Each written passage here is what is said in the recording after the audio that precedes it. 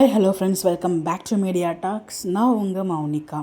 என்ன விஜய் டிவிக்கு மகாநதிக்கு மிட்வீக் ப்ரொமோலாம் போட தெரியுமா என்ன? அவங்களுக்கு மகாநதி ஒரு சீரியல் இருக்குது, அதுக்கு மிட்வீக் ப்ரொமோ போடணுங்கிறதுலாம் தெரியுமா என்ன அப்படிங்கிற மாதிரி எனக்கு கேள்வி கேட்கணும்னு தோணுச்சு.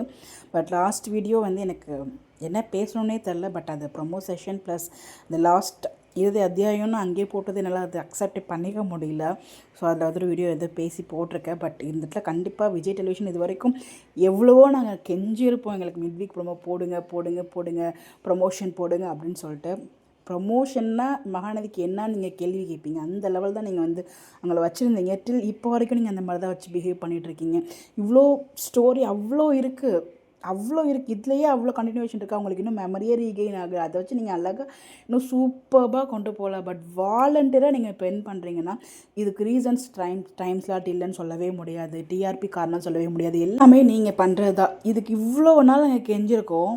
அன்றைக்கெலாம் உங்களால் மிட்வீக் ப்ரோமோ போடலாம். இது மிட்வீக் ப்ரோமோ ஹாப்பி தான், அந்த ட்ராக்கே ஹாப்பியான ட்ராக் தான். எப்போ வரும், எப்போ விஜய் அக்செப்ட் பண்ணுவாங்க காவேரின்னு சொல்லி நாங்கள் ஏங்காத நாட்கள் இல்லை. எப்போ அந்த ஆக்சிடென்ட் சீன் நடந்துச்சோ அதுலேருந்து நேற்று எபிசோட் வரைக்கும் பார்த்திங்கன்னா எங்கே ஸ்டார்ட் ஆச்சோ அங்கேயே தான் நின்றுச்சு, எந்த ஒரு மூவுமே இல்லை. பட் இன்றைக்கி நீங்கள் மூவ் பண்ணுறீங்க, அதுவும் என் கார்டுக்காக மூவ் பண்ணுறீங்க. அப்போ எவ்வளோ தூரம் நீங்கள் வச்சுக்கோங்க. அப்போது பிரியாதம்பி மேம், உங்கள் மேலே எனக்கு பெரிய ரெஸ்பெக்ட் இருக்குது. பாண்டியன் ஸ்டோர்ஸ்லாம் எல்லா சேல்ஸ்க்கும் ஒவ்வொருத்தருக்கும் தனித்தனியாக அவ்வளோ அழகாக ரசித்து கதை எழுதுறீங்க, ஒவ்வொரு பேருக்கும் கதை எழுதுறீங்க. அதே மாதிரி ஐயனார் துணையிலையும் சரி, ஒவ்வொருத்தர் பர்சனுக்கும் இண்டிவிஜுவலாக கதை எழுதுறீங்க.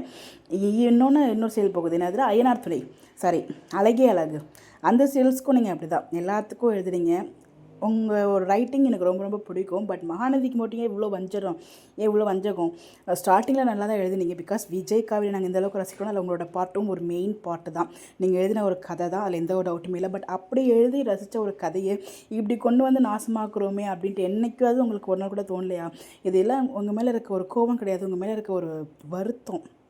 ஸ்டோரி லைனே இல்லைன்னா பரவாயில்லைங்க, ஸ்டோரி அவ்வளோ அழகாக பில்டப் பண்ணலாம். இதை பற்றி கண்டிப்பாக எலாபரேட்டாக ஒரு வீடியோ போடுறேன். பட் அதுக்கு முன்னாடி டீம் நீங்கள் ரொம்ப வச்சு செஞ்சிட்டீங்க. இதுக்கப்புறம் எனக்கு என்ன சொல்கிறதுனே எனக்கு தெரியல. எவ்வளோ அழகாக கொண்டு போக வேண்டிய கதையை இப்படி சட்டப்புட்டுன்னு ஞாபகமே வராமல், அதுவும் ஒரு என் கார்டு, அதுவும் குழந்தைய காரணமாக வச்சு இவ்வளோ நாள் இதுதான் நாங்கள் எதிர்பார்த்து விஜய் பேசாமல் இருக்கணும், அது காவேரி ஃபீல் பண்ணோம் அப்படின்னு சொல்லிட்டு.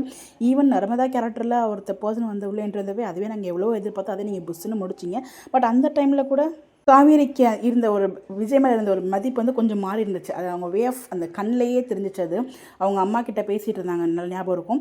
விஜயும் சாரதாமாவும் பேசிகிட்டு இருப்பாங்க. அப்போ விஜய காவேரி பார்த்த பார்வையில் அந்த ஒரு லவ் தெரிஞ்சிச்சு, ஒரு டிஃப்ரெண்ட் தெரிஞ்சிச்சு. இத்தனை நாள் விஜயை பார்த்த பார்வையும் அன்னைக்கு விஜயை பார்த்த பார்வையிலும் ஒரு டிஃப்ரெண்ட் இருந்துச்சு.